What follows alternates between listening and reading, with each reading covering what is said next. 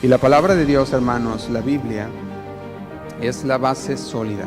Cualquiera que escucha la palabra y la hace, está siendo prudente, está siendo sabio.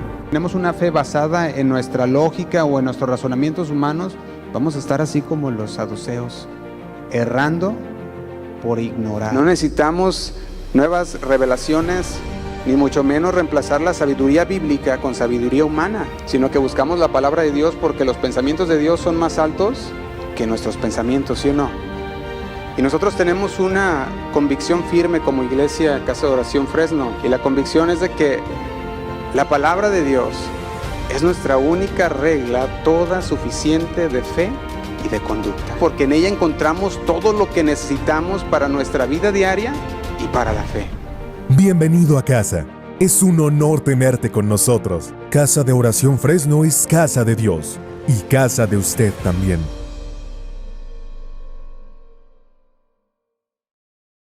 Amén y amén. Y la semana pasada, hermanos, estuvimos hablando acerca de la alabanza. Y si usted recuerda, dijimos, dichoso es el pueblo que sabe adorarle, el pueblo que sabe aclamar al Señor. Y del día de hoy el Señor ha puesto en mi corazón seguir hablando acerca de la adoración, pero desde otra perspectiva, o podemos decir desde otro ángulo, y es la adoración en la oración.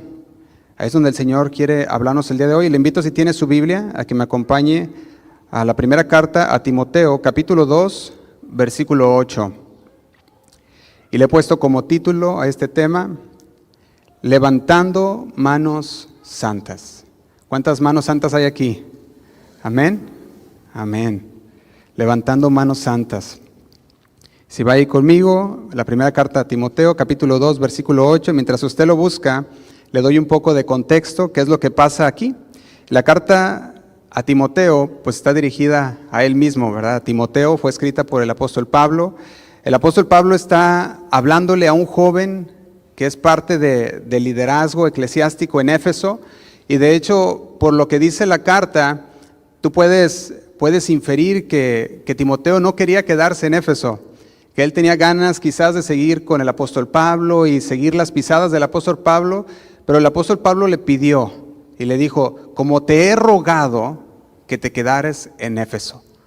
El apóstol Pablo le dijo, es necesario que te quedes ahí, y le pidió a Timoteo que se quedara ahí. Entonces podemos ver que en esta carta que le va a escribir ahora a Timoteo, es para guiarlo, para animarlo a que continúe, a que no se aparte, ¿verdad? Que siga en la buena batalla de la fe, pero también para corregir muchas doctrinas que se habían desviado. Pablo le había pedido a Timoteo, quiero que te quedes en Éfeso porque hay doctrinas chuecas que tienes que corregir. Hay pensamientos erróneos que tienes que corregir. Y el apóstol Pablo le empieza a escribir a Timoteo para decirle cómo es que debe de guardar, aquellas, lo que debe de hacer dentro de la congregación, pero también para pedirle que guarde su integridad. Le dice, ten cuidado, ¿se acuerdan de esas palabras? De ti mismo y de tu doctrina. Ten cuidado de lo que enseñas, ten cuidado de lo que haces, de lo que piensas, ¿verdad? Le está diciendo el apóstol Pablo. Y cuando llegamos a este versículo 8 del primera carta a Timoteo capítulo 2, si lo leemos, dice así. Dice, quiero pues que los hombres oren en todo lugar. Y luego dice, levantando, ¿qué? Manos santas sin ira ni contienda.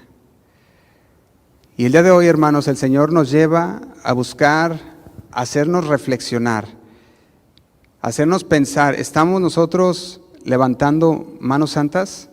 Espiritualmente hablando, ¿estamos nosotros con manos limpias? ¿Están nuestras manos limpias sin iras ni contiendas? ¿O hay entre nosotros iras o contiendas? ¿Estamos con las manos santas? Esto que nos está diciendo el apóstol Pablo a Timoteo no implica solamente de la oración, sino también nuestra vida. ¿Qué manera estamos viviendo nuestra vida? ¿Qué está pasando dentro de nuestro día a día? con nuestra comunión con Dios. ¿Qué es lo que pasa? De hecho, cuando yo veía esto, veía que es un acto que simboliza entrega. Cuando uno levanta sus manos al Señor, simboliza una entrega a Dios. Simboliza diciendo uno, Señor, me rindo ante ti. Yo sé que yo no puedo, pero tú sí puedes, Señor. También es una señal de humildad cuando nosotros decidimos levantar nuestras manos, y especialmente aquí como lo dice Pablo a Timoteo, en oración. Cuando decimos, Señor, me entrego. Haz de mí, Señor, como tú quieras. Haz de mí, Señor, lo que tú quieras. Eso es lo que habla cuando levantamos nuestras manos. Si va, ahí póngale algo porque vamos a regresar. Si va al Salmo 24, versículo 1, el salmista hace un reconocimiento y quiero que lo leamos. Salmo 24, versículo 1. Dice el versículo 1, si lo tiene ahí. Salmo capítulo 24 dice, de Jehová es la tierra y su plenitud. Y luego dice, el mundo y los que en él habitan. Hablando de todo, es de Jehová. De Jehová es la tierra y su plenitud. El mundo, y dice, y los que en él habitan. Y dice el versículo 2, porque él, ¿qué hizo? Él la fundó sobre los mares y la afirmó sobre los ríos.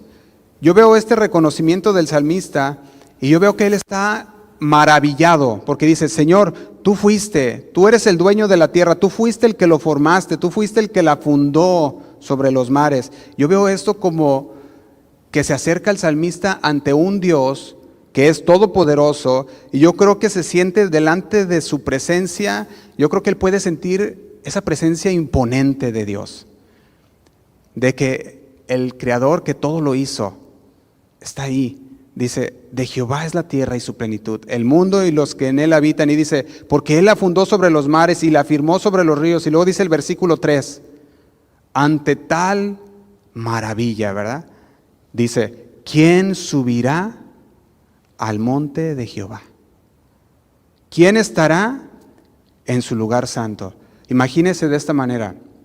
Está el salmista diciendo, Jehová, tú eres el que creaste el mundo, tú creaste todas las cosas que hay en el mundo, y estar frente al Creador.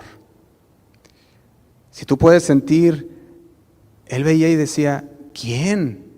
¿Quién puede estar ante un Dios santo? Ante un Dios que es el creador de todas las cosas. Y él se pregunta y dice, ¿quién? ¿Quién subirá al monte de Jehová? ¿Y quién estará en su lugar santo? ¿Quién puede decir que es tan santo para poder permanecer enfrente de Dios y no haber sido consumido? Aquel Dios que fundó los mares, afirmó los ríos, afirmó el planeta. Si usted puede ver eso, yo creo que el salmista está maravillado. Dice el 4, dice, el limpio de manos y puro de corazón. Yo creo que aquí el salmista, guiado por el Señor mismo, viene la respuesta a su pregunta. ¿Quién, Señor, estará ahí? Y la respuesta es inmediata, el limpio de manos y puro de corazón. El que no ha elevado su alma a cosas vanas, ni jurado, ¿qué dice? Con engaño. El Señor espera pureza, ¿sí o no? El Señor espera pureza, eso es lo que espera el Señor. Espera sencillez de corazón. ¿De quiénes? De todos los que le buscan. De todos. De hecho, Mateo capítulo 5, versículo 8, se los leo, no lo tiene que buscar. Mateo 5, 8 dice, bienaventurados los de limpio corazón. Mateo capítulo 5, versículo 8. Bienaventurados, dichosos, felices los de limpio corazón. Dice, porque ellos verán a Dios. Aquellos que son limpios de corazón, puros. Cuando habla de pureza de manos y de corazón, está hablando de una condición de vida. Aquellos que viven según los preceptos de Dios, aquellos que viven según el deseo y el corazón de Dios. Eso es lo que está hablando aquí. La sencillez, hermanos, de devoción, de que están delante del Señor.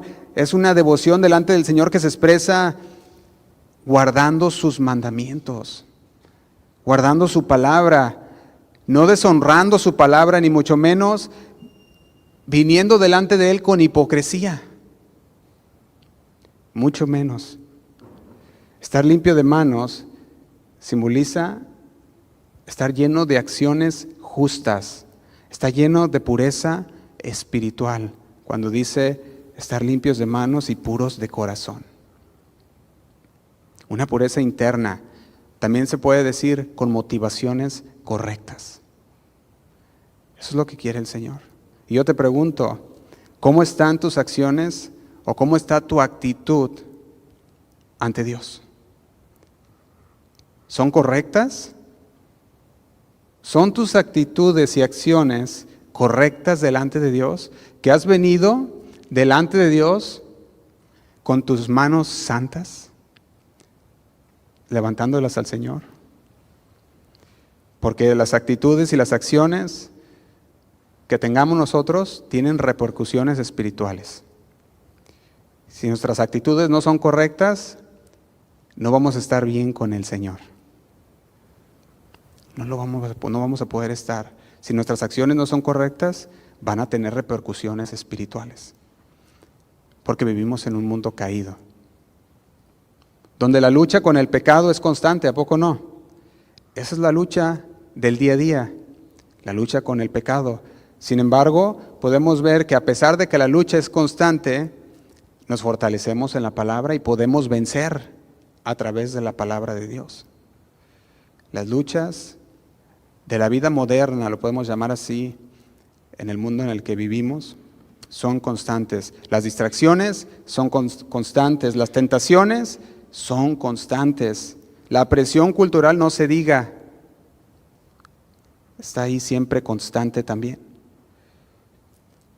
Y quiero que recordemos en Génesis capítulo 4, versículo 1, nos habla acerca de la historia de Caín y Abel.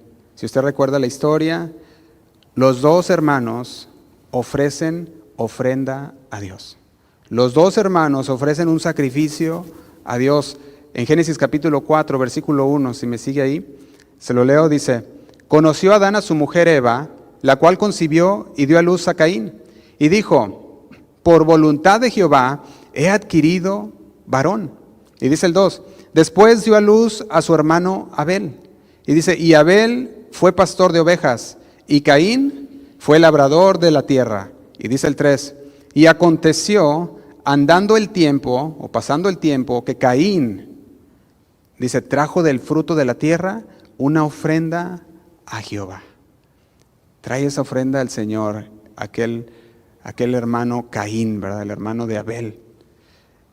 Y tú puedes ver como el hijo mayor fue el primero, dice la palabra, y sucedió que pasando el tiempo, ¿qué pasó? Caín trajo del fruto de la tierra una ofrenda. Y dice el versículo 4, y agrega ahora, y Abel. Y Abel trajo también de los primogénitos de sus ovejas y de lo más gordo de ella, y miró, ¿qué dice? Jehová con agrado a Abel y a su ofrenda. Nosotros podemos ver los dos hermanos. Uno trae su ofrenda delante del Señor primero. El segundo la trae siguiendo el ejemplo. Vamos a llevar ofrenda. Yo también llevo mi ofrenda. Y van los dos con su ofrenda. Y luego dice el versículo 5, dice, pero no miró con agrado a Caín y a la ofrenda suya. Y se enojó Caín en gran manera, dice, se ensañó, se enojó, dice, y decayó su semblante. De repente su rostro cambió. Y cuando usted estudia estos versículos, por mucho tiempo, por muchos estudiosos que estudian mucho el libro de Génesis, han tratado de saber por qué el Señor no aceptó la ofrenda de Caín. Le atribuyen muchísimas cosas. Sin embargo, nosotros podemos ver cómo, si tú te pones a estudiar, empiezan a decir, bueno, es que es el tipo de ofrenda, no era la ofrenda que el Señor quería a los corderitos y Él trajo del fruto de sus campos. Otros decían que no era la cantidad, sino la calidad. de la ofrenda que ellos traían y que por eso Dios la rechazó. Algunos dicen, la verdad, la palabra de Dios no dice por qué. Pero yo quiero que usted ponga mucha atención en las palabras que Dios usa aquí en el versículo 6. Y dice, entonces Jehová dijo a Caín, ¿por qué te has enojado? ¿Y por qué ha decaído tu semblante? Si bien hicieres, ¿no serás enaltecido? Quiero que ponga mucha atención a este versículo, porque la razón por el rechazo del Señor se encuentra aquí. Dice ahí, si bien hicieres. Y yo quiero que usted mire eso. La palabra aquí, cuando la empiezas a buscar, ¿qué es el significado de la palabra hebrea? Está hablando, si hicieres lo correcto. También le está diciendo, si hicieres rectamente. ¿Y sabes qué es la otra palabra que dice, no serás enaltecido? Esa palabra significa, no serás aceptado. El Señor, ¿qué había hecho? Había rechazado su ofrenda. ¿Por qué? Porque no había hecho, ¿qué cosa? Lo recto, lo correcto. Y eso lo llevó a ser rechazado. Pero sin embargo el Señor le decía en el versículo 7, si bien hicieres, si haces lo correcto. De hecho, esta palabra también se traduce como lo íntegro. Y cuando usted mira en el diccionario, ¿qué significa la palabra íntegro? Significa puro, que no carece de ninguna de sus partes, está íntegro, entero, puro. De hecho, esos son unos de los sinónimos: completo, entero, intacto, absoluto, pleno, total. Si bien hicieres, si fueras íntegro. También se dice de esta palabra como recto, intachable. Si fueras recto. Le dicen, ¿no serás aceptado? ¿No aceptaría tu ofrenda, Caín, si tu motivación fuere que la correcta? La aceptaría. Es lo que el Señor le dice. Dice, ¿no serás enaltecido? Si fueres íntegro, honesto, puro, honrado, ¿no serás enaltecido? Y la palabra enaltecido, dijimos, se traduce por aceptado. Y estamos hablando de una aceptación con aprobación. De esa que el Señor acepta y dice, lo apruebo. Así es. Y si no hicieres bien, ¿qué le dice? El pecado está a la puerta. Con todo esto, dice, a ti será su deseo y tú te enseñorearás de él.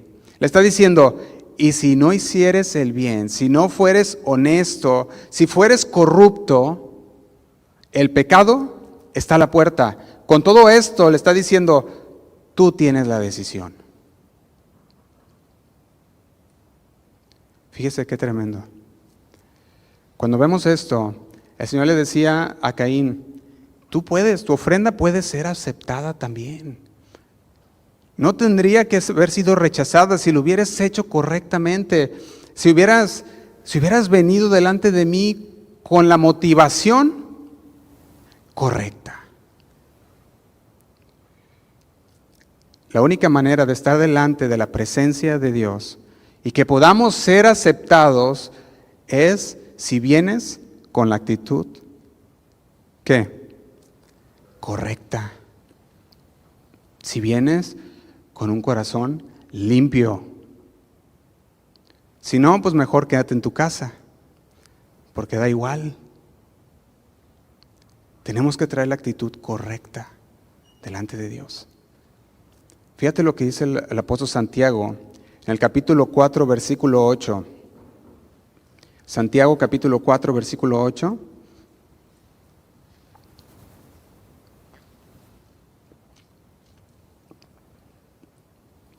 Dice así. Dice, acérquense, lo voy a leer en la Nueva Traducción Viviente, si lo tienen ahí en la pantalla. Dice, acérquense a Dios. Fíjate lo que sigue diciendo. Y Dios se acercará a ustedes. Lávense las manos, dice, pecadores, purifiquen su corazón. Dice, porque su lealtad está dividida entre Dios y el mundo. Y agrega el versículo 9.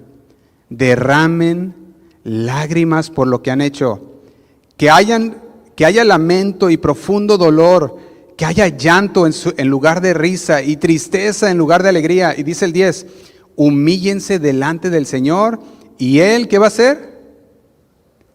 Él los levantará con honor. Fíjense qué palabras de Dios. ¿Qué es lo que está diciendo? Le está diciendo, acérquense a Dios. Pero ahora les dice, lávense las manos. Quiten toda motivación errónea, todo pensamiento malo. Y acérquense a Dios con manos limpias, con manos santas. Por eso dice, purifiquen su corazón. Y le decía esto porque veía Santiago que había una lealtad dividida entre Dios y el mundo. Y les dice Santiago, derramen lágrimas por lo que han hecho. Aquí el derramar lágrimas está diciendo, tiene que haber un dolor interno por lo que hicieron. Esto habla, humíllate. Tiene que haber un arrepentimiento genuino. Ese arrepentimiento que te hace humillarte, que sientes como un peso que no te deja levantar. Si usted regresa unos versos atrás, ahí mismo en Santiago 4, versículo 1, en esta misma Nueva Traducción Viviente dice así. Dice, ¿qué es lo que causa las disputas y las peleas entre ustedes? ¿Acaso no surgen de los malos deseos que combaten en su interior? Y luego dice el versículo 2. Desean lo que no tienen. Entonces traman y hasta matan para conseguirlo. Dice, envidian lo que otros tienen, pero no pueden obtenerlo. Por eso luchan y les hacen la guerra para quitárselo. Sin embargo, no tienen lo que desean porque no se lo piden a Dios. Y dice el 3, aun cuando se lo piden, tampoco lo reciben porque lo piden con malas, ¿qué dice? Intenciones. Desean solamente lo que les dará placer. Santiago nos dice, todas las disensiones entre los hermanos son por los malos deseos, por la envidia. Y cuando le piden a Dios, lo piden con manos sucias y con un pensamiento y un corazón malo. Y yo quiero que usted se haga una pregunta. ¿Cuál es mi actitud delante de Dios? ¿Cuál es mi actitud?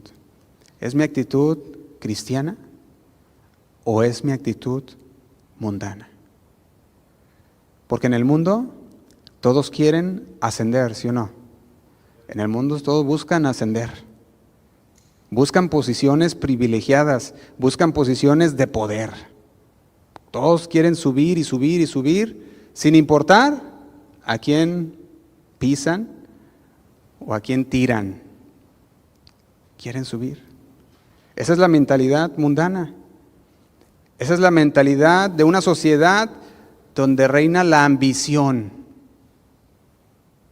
el deseo de poder, hace que dejen a un lado toda empatía, toda consideración hacia los demás. Esto genera un ambiente de competencia. Y esto lo miras en el mundo, una competencia por subir, por ser el que manda.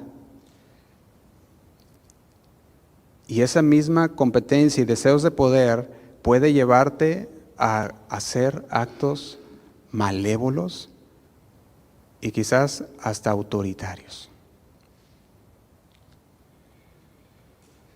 Y sabe una cosa, hermano, la búsqueda de posiciones privilegiadas y de poder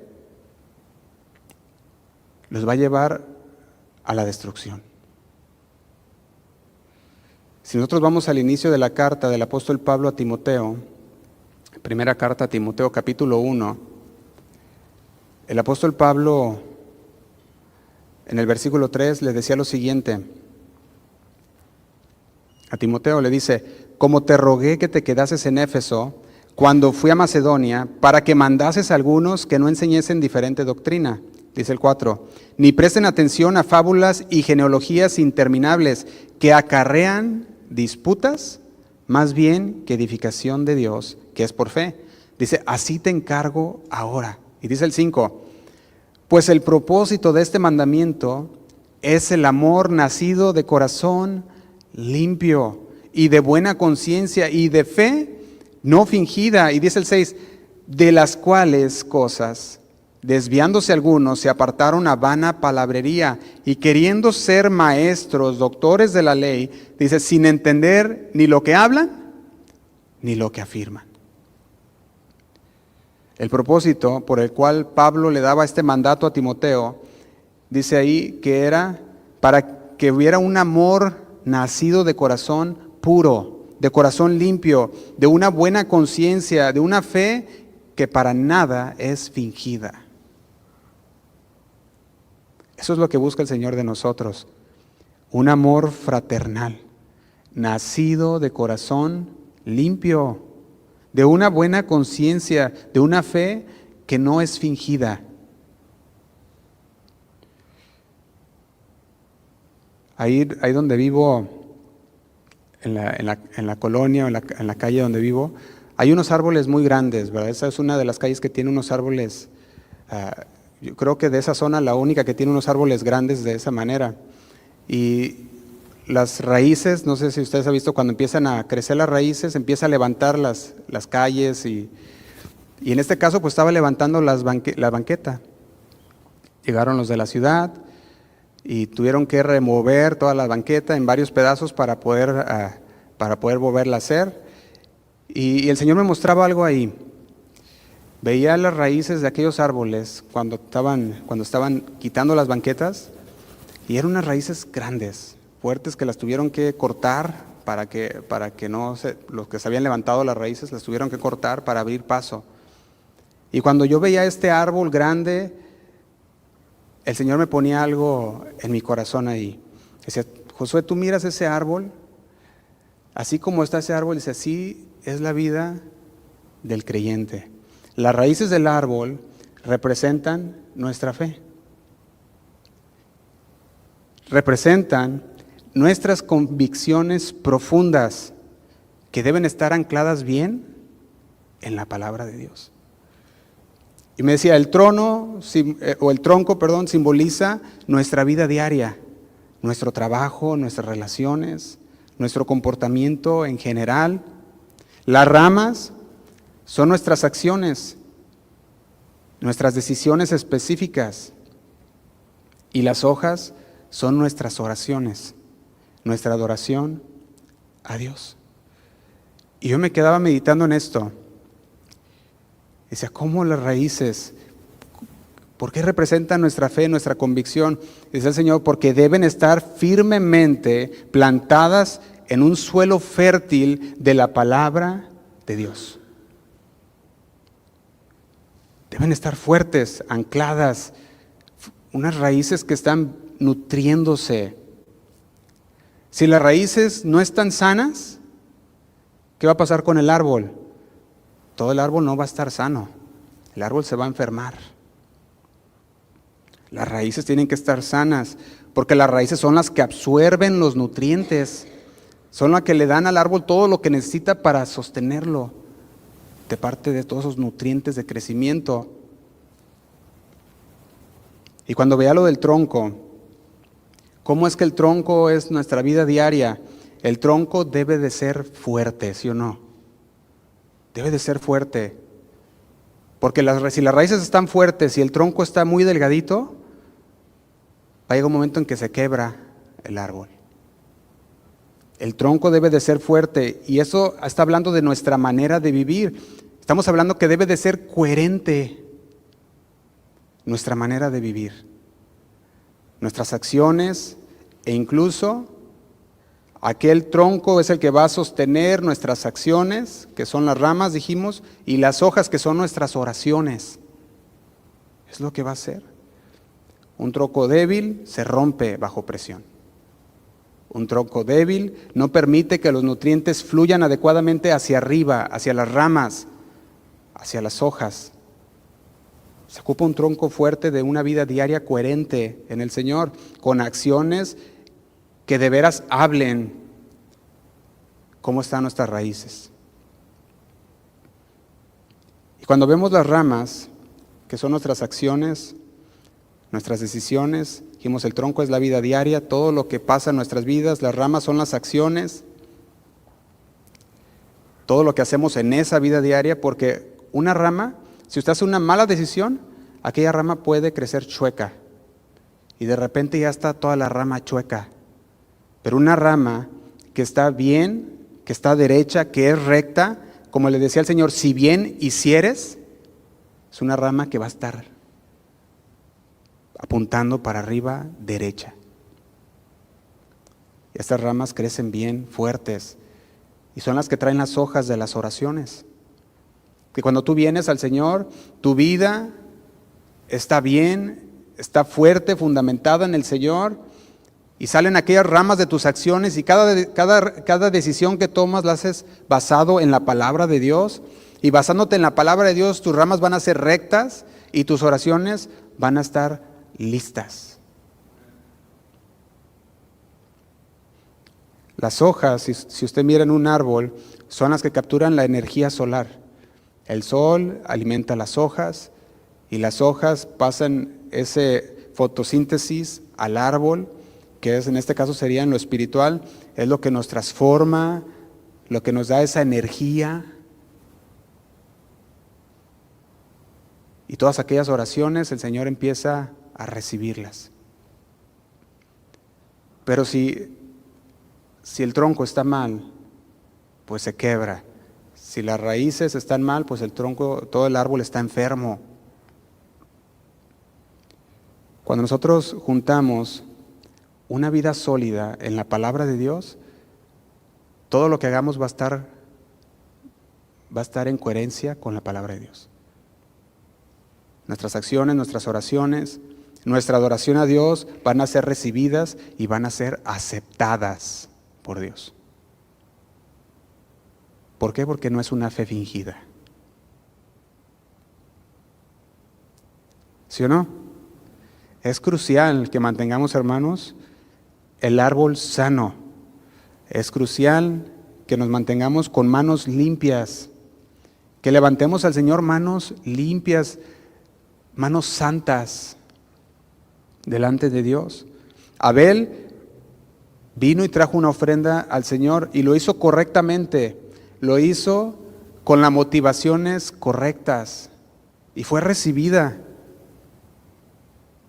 Mientras Caín falló debido a una actitud incorrecta. Su actitud incorrecta será después manifiesta en todo lo demás. Si vienes el día de hoy con una actitud incorrecta, se va a manifestar en las acciones. Se va a manifestar inmediatamente. ¿Y sabes lo más tremendo de eso? Es que no importa cuál sea la ofrenda o el sacrificio, el Señor la rechaza. Porque el Señor va más allá de lo que nosotros vemos. El Señor mira el corazón. El Señor mira más allá de nuestras intenciones que nosotros podemos mostrar. Sus ojos del Señor son tremendos. Hace una lista, ¿cómo son los ojos del Señor? ¿Quieren saber cómo son los ojos del Señor? Se los voy a decir. Los ojos del Señor son omniscientes, siempre justicieros, eternamente misericordiosos, simultáneamente divinos, perfectamente equilibrados, nunca contradictorios, absolutamente fieles, infinitamente amorosos. Esos nomás son unas características de los ojos de Dios. Y si podemos continuar hablando de los ojos de Dios, podemos decir también supremamente poderosos, únicamente sabios, exclusivamente soberanos, completamente glorificados, perpetuamente exaltados, sempiternamente venerados, universalmente reconocidos, celestialmente entronizados. Esos son los ojos de Dios, que miran a través de las apariencias. ¿Usted cree que esos ojos merezcan pureza? Sí. El Señor quiere ver pureza porque Él mira a través de las motivaciones, a través de los pensamientos y mira las motivaciones. En Hebreos capítulo 4, versículo 12, de hecho continúa hablando de esos ojos de Dios. Y léalo junto conmigo, Hebreos 4, versículo 12, lo leo en la Nueva Traducción Viviente. Dice así. Hebreos capítulo 4, versículo 12 dice, pues la palabra de Dios es viva y poderosa, es más cortante que cualquier espada de dos filos, penetra, dice, entre el alma y el espíritu, entre la articulación y la médula del hueso, y dice, deja al descubierto, ¿qué deja al descubierto? Nuestros pensamientos. Deja al descubierto nuestros pensamientos y luego dice, y deseos más íntimos. Y luego agrega este versículo 13, todo está desnudo y expuesto ante sus ojos. Y Él, dice, y es a Él a quien rendimos, ¿qué? Cuentas. ¿Te imaginas? Vamos a rendirle cuentas a un Dios que todo lo ve. No hay nada, dice, en toda la creación que esté oculto a Dios. Nada. Deja al descubierto nuestros pensamientos y nuestros deseos más íntimos. Esos son los ojos de Dios. ¿Estarán tremendos los ojos de Dios? Sí. Si regresamos a nuestro texto, en primera carta a Timoteo, capítulo 2, versículo 8. Vaya ahí conmigo, primera carta a Timoteo, capítulo 2, versículo 8. Dice de la siguiente manera. Dice, quiero pues que los hombres oren en todo lugar, levantando manos santas sin ira ni contienda. Y yo quiero que veamos este versículo y lo veamos palabra por palabra pausadamente. El apóstol Pablo le está diciendo en este versículo, quiero. Y aquí está diciendo esta palabra quiero para transmitir a Timoteo un deseo, pero también un mandato al mismo tiempo.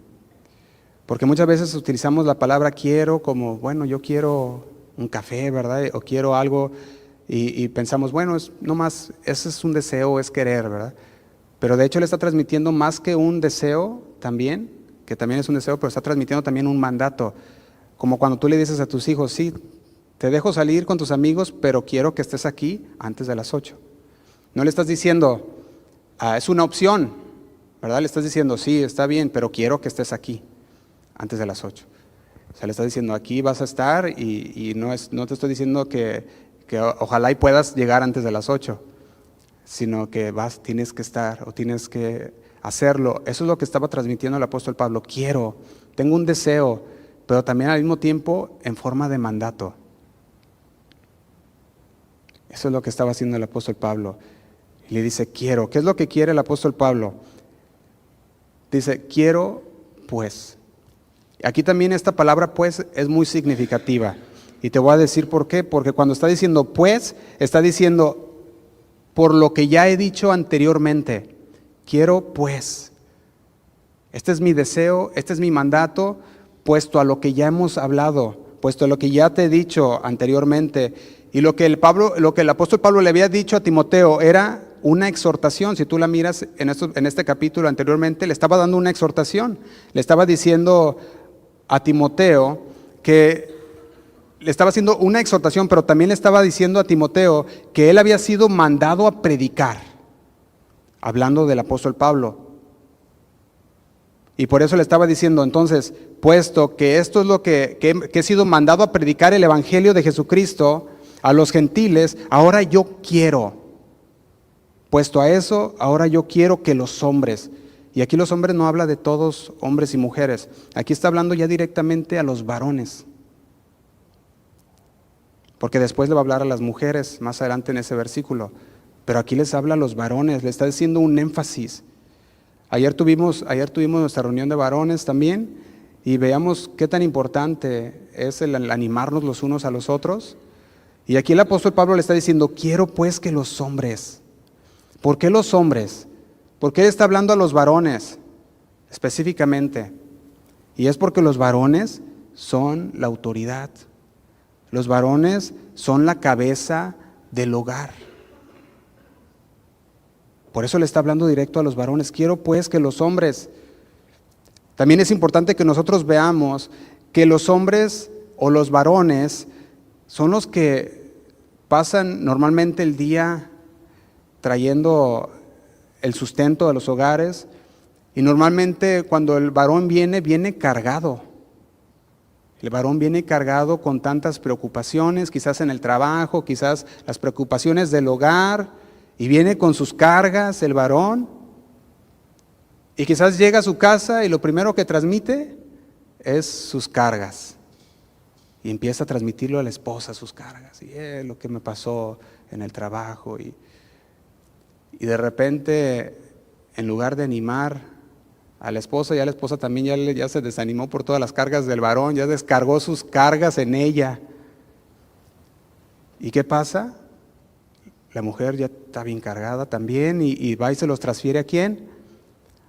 A los hijos. Y empieza ahora con los hijos, y los hijos dicen, pues ¿a quién? Al gato, ahí está, el gato pasa y bolas, ¿verdad? Vuela por allá el gato.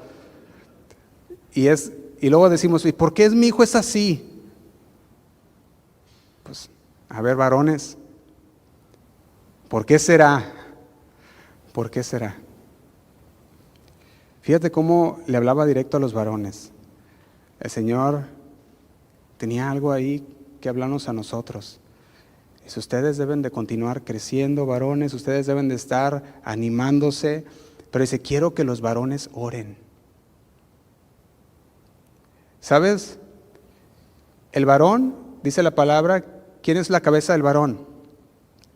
Es Cristo. ¿Sabes que cuando tú oras, varón, al Señor, estás descargando todas tus cargas, todo lo que te pasó en el trabajo, todo lo que obtuviste durante la semana, de aquellos dramas y de todo? Tú vienes al Señor, levantas tus manos santas a Dios y oras y descargas todo lo que tienes. El Señor es tu cabeza. ¿Tú crees que Él no quiere escuchar? Claro. Por eso está hablando a la cabeza del hogar, porque el Señor le va a pedir cuentas de su familia y tienen que cuidar a su familia. Por eso dice varones, y como varones, como cabezas del hogar, pues van a venir bien cargados y van a descargar en el Señor todo lo que acumularon durante el tiempo de su trabajo. Dice, quiero pues que los hombres, los varones, oren, y luego agrega, en todo lugar. Y de hecho aquí la palabra en todo lugar en esta versión, cuando miras el original está hablando, quiero que oren así en la iglesia. De hecho esta palabra en todo lugar está hablando en todo lugar de oración. Eso es lo que está hablando aquí, o ese es el contexto del que está hablando aquí. Aquí en todo lugar, sabemos que todos podemos orar en todo lugar y eso está bien, pero en el contexto que está hablando aquí el apóstol Pablo a Timoteo está hablando de un contexto de iglesia, dentro del templo, levantando manos santas sin ira ni contienda. Yo me acuerdo que un pastor un día nos dijo, nos platicaba una historia de un hermano que le preguntó y dijo: pastor, ¿qué tiene la puerta de enfrente? Digo, no, pues ¿qué tiene, verdad? Dice, sí, algo tiene esa puerta. Le dice, pero ¿por qué dices eso? Le dice, mira, vamos para que veas. Y dice, ahí va el pastor, le dice, mira, cuando alguien pasa por esa puerta, dice, tú los miras que se bajan del carro enojados y vienen con una cara bien enojada, dice, y pasan por esa puerta y hola hermanito, ¿cómo estás? Y cambia dice, cambia la voz, cambia el rostro. Dice, esa puerta es mágica, dice, esa puerta es milagrosa. Llegan todos enojados y la puerta los transforma. ¿Te imaginas? Y esa no es la manera de venir y estar alabando al Señor. Debemos de llegar al Señor con manos limpias, con manos santas. Nos preparamos toda la semana para recibir de Dios. En casa oramos al Señor, levantas tus manos, descargas todo lo que te pasó durante el día y el Señor te escucha. El Señor te escucha. Y cuando estás platicando con tu esposa, no la llenas de todas tus cargas, y mucho menos a los hijos, mucho menos. Sino que en lugar de descargar tus cargas, los animas a ellos. Los escuchas. Eso es lo que el Señor busca. Busca una comunión en su iglesia. El Señor busca que nosotros vengamos con manos santas, con manos limpias, con las motivaciones correctas delante de Él. Y tus sacrificios de alabanza, de adoración, no van a ser rechazados. Van a ser aceptados por Dios, porque viniste con la motivación correcta, con las intenciones correctas. Cuando usted mira aquí esta carta a Timoteo, y también puedes ver después la carta de Efesios, porque de hecho cuando le dice Pablo a Timoteo, como te encargué, como te rogué que te quedases en Éfeso, Pablo era parte de ese liderazgo eclesiastial, se dice creo, de aquella ciudad de Éfeso. Y Éfeso era una ciudad muy importante. Cuando usted la mira, era una ciudad muy importante en Éfeso. Y esa ciudad estaba alimentado por muchos falsos maestros. Esos falsos maestros alimentaban a muchos con ideas, esas ideologías que no tenían nada que ver con el Evangelio. Por eso el apóstol Pablo le encargaba a Timoteo que se quedara ahí. Y todos aquellos falsos maestros competían entre sí. Querían ser el mayor, querían ser el grande. Y sabe, hermano, dentro de la iglesia eso no puede existir. La comunión de la iglesia nunca es para ascender ni socialmente, ni mucho menos para ambiciones egoístas. Nunca. Porque luego empezamos a querer meter el mundo dentro de la iglesia y queremos ascender y ascender. Y no es así. Cuando nos reunimos aquí, este lugar es para reunirse unos con otros, para adorar a Dios como creyentes, para conocer más a Dios, para tener comunión los unos con los otros, con pureza de corazón. Eso es lo que el Señor busca de nosotros. Porque luego hay lugares donde los hermanos están compitiendo. Y eso estaba pasando en Éfeso. A ver quién puede más, a ver quién es mejor, y empezaba la competencia dentro de la iglesia. Y cuando Pablo le escribía, si usted va a la carta a Corintios, la primera carta a los Corintios, capítulo 11, hablaba hasta que cuando se reunían y hacían la comunión, ya sea el recordatorio de aquella crucifixión, Cuando se reunían, ya le decía el apóstol Pablo a ellos, le dice el versículo 17 de la siguiente manera, dice, pero al anunciaros esto que sigue, no os alabo, le dice a aquella congregación en Corinto. Le dice, porque no os congregáis, ¿qué le dice? Para lo mejor, sino para lo peor. Fíjate qué tremendo se congregaba esta iglesia de Corinto. Dice, no se congregan para lo mejor, no se congregan para lo mejor, sino para lo peor. Y luego dice el 18, pues en primer lugar, cuando os reunís como iglesia, oigo que hay entre vosotros, ¿qué había? Divisiones. Y luego le agrega, y en parte lo creo, le dice el apóstol Pablo a los corintios. Y luego le dice el 19, porque es preciso que entre vosotros haya disensiones para que se haga manifiestos entre vosotros los que son, ¿qué? Aprobados. Por eso Pablo llamó a los miembros y les dijo, varones de la congregación. Varones. Le decía, tiene que haber comunión con Dios primero, pero también tiene que haber comunión los unos con los otros. Y se debe de hacer con un corazón puro, libre de peleas, de disensiones, de enojos, de controversias.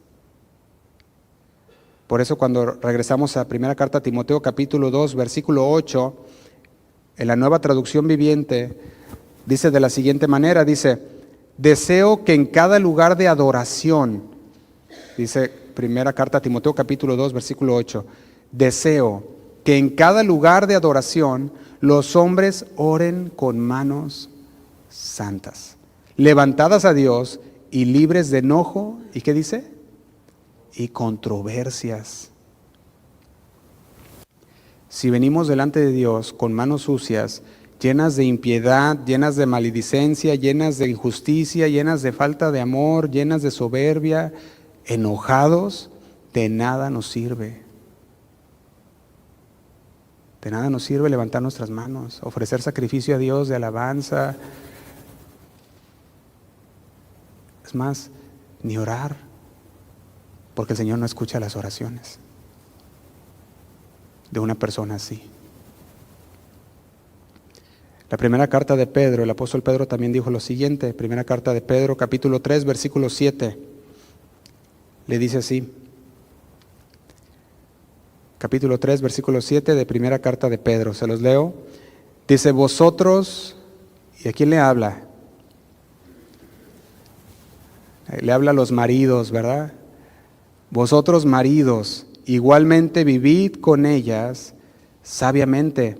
Dice, dando honor a la mujer como a vaso más frágil y como a coherederas de la gracia de la vida. Y luego agrega, para que vuestras oraciones, ¿qué dice? No tengan estorbo. A ver, ¿cómo está eso? Puede decir alguien. ¿Puede nuestra oración ser estorbada? Sí, por nuestra actitud, por manos sucias, por un corazón que no es sincero. Puede ser estorbadas, como dice aquí, para que vuestras oraciones no tengan estorbo.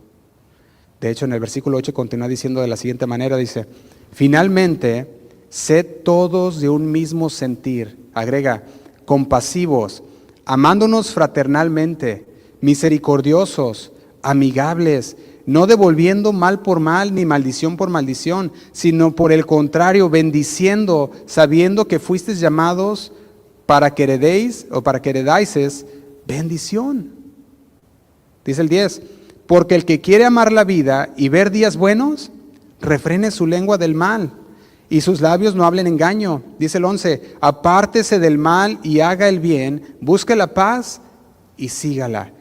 Dice el 12, porque los ojos del Señor, otra vez, los ojos de Dios están sobre los justos y sus oídos atentos ¿a qué? A sus oraciones. Aquel que viene limpio de manos y puro de corazón, el Señor, los ojos de Dios, dice, están sobre los justos, sobre ellos. El Señor te mira y no solamente te mira, dice, te oye y está atento. Eso es lo que nos dice la palabra de Dios. Pero luego agrega, pero el rostro del Señor está contra aquellos que hacen el mal. ¿Recuerdan lo que le decía el Señor a Caín? Si bien hicieres, ¿no serías aceptado? Dice el 13, ¿y quién es aquel que os podrá hacer daño si vosotros seguís el bien? Y dice el 14, mas también si alguna cosa padecéis por causa de la justicia, bienaventurados sois. Por tanto, no os amedrentéis por temor de ellos, ni os conturbéis. Y dice el 15, sino santificad a Dios el Señor en vuestros corazones, y estad siempre preparados para presentar defensa con mansedumbre y reverencia ante todo el que os demande razón de la esperanza que hay en vosotros. Dice el 16, teniendo buena conciencia, para que en lo que murmuran de vosotros como de malhechores, sean avergonzados los que calumnian vuestra buena conducta en Cristo. Y dice el 17, porque mejor es que padezcáis haciendo el bien, si la voluntad de Dios así lo quiere, que haciendo el mal. Está diciendo, ¿quieres vivir largos días? Pues refrena tu lengua. Y si aún así llegares a ser vituperado, llegares a ser perseguido, dale gloria a Dios, porque esa fue la voluntad de Dios, que así padecieras. Pero agrega que padezcas por el bien y no por el mal que has hecho, para que puedas ser bienaventurado. Dice el 17, porque mejor es que padezcáis haciendo el bien, si la voluntad de Dios así lo quiere, que haciendo el mal. Por eso cuando estamos con nuestras manos limpias y cuando estamos con nuestras manos santas, no hay de qué preocuparse. No hay de qué preocuparse. Dice la palabra en estos versículos. Si usted va al Salmo 141, vamos a terminar. Salmo 141 es un salmo donde el salmista está pidiéndole a Dios que lo guarde del mal.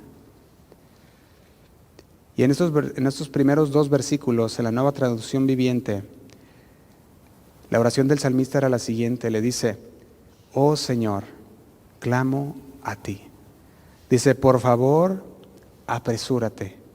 Escucha cuando clamo a ti por ayuda. Dice, acepta como incienso la oración que te ofrezco. Y mis manos, ¿qué dice? Levantadas como una ofrenda, dice, vespertina. Póngase de pie, hermano. Vamos a hacer una oración al Señor.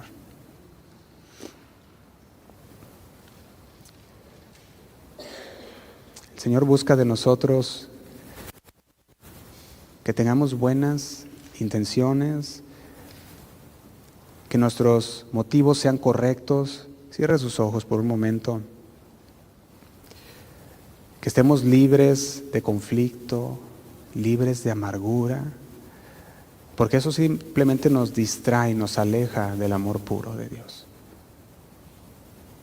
El salmista decía, acepta como incienso la oración que te ofrezco y mis manos levantadas como una ofrenda vespertina. El Señor busca en nosotros un corazón puro. Eso es lo que busca. Un corazón sincero. Que nos acerquemos ante Él con manos alzadas. Y no solamente un acto físico, sino que está hablando el Señor una representación de una total bendición a Dios. Eso es lo que busca el Señor. Si tú puedes, ahí donde tú estás, levanta tus manos al Señor por un momento. Dile, Señor, venimos delante del Señor, agradeciéndote por tu palabra, Señor, porque una vez más, tu palabra, Señor, nos ha hablado. Tú buscas de nosotros, Señor, que limpiemos nuestras manos. Eso significa, Señor, que veamos la manera, Señor, en la que estamos llevando nuestra vida diaria y que si no estamos haciendo lo correcto, Señor, que corrijamos. Que lavemos nuestras manos, Señor. Porque tú buscas que nos acerquemos con manos limpias. Tú buscas, Señor, que nos acerquemos con manos santas, sin iras ni contiendas. Y si hay, Señor, algo en nuestros corazones, revélalo, Señor. Hazlo saber, Señor, a cada uno de nosotros, para que podamos venir, Señor, y acercarnos delante de tu presencia, humillados delante de ti, levantando nuestras manos santas ante ti, Señor, sabiendo que tú escuchas la oración de tus hijos, de tu pueblo. Cuando tu pueblo se acerca con un corazón contrito, esto es arrepentido y humillado, Señor, delante de ti. Señor, tú conoces a cada uno de los hermanos que están aquí, Señor. Tú conoces lo que están pasando en sus vidas, conoces cada circunstancia y queremos ponerlos en tus manos, Señor. Queremos levantar nuestras manos a ti, Señor, en señal de rendición. Tú ves las manos levantadas, Señor, de cada uno de los que están aquí, Señor. Que las manos, Señor, sean levantadas con una pureza de corazón, diciendo, Señor, examíname, mira, Señor, lo que hay en mí. Y dinos, Señor, aquellas áreas de nuestras vidas que tú dices, esas no me gustan, para que podamos acercarnos delante de tu presencia, limpios, Señor. Podamos tener esa comunión contigo. Te doy gracias, Señor, y bendigo a cada uno de mis hermanos en este lugar, Señor. Sigue obrando en sus vidas. Te damos gracias por tu palabra. En el nombre de Cristo Jesús, Señor. Siga ahí donde está orando al Señor.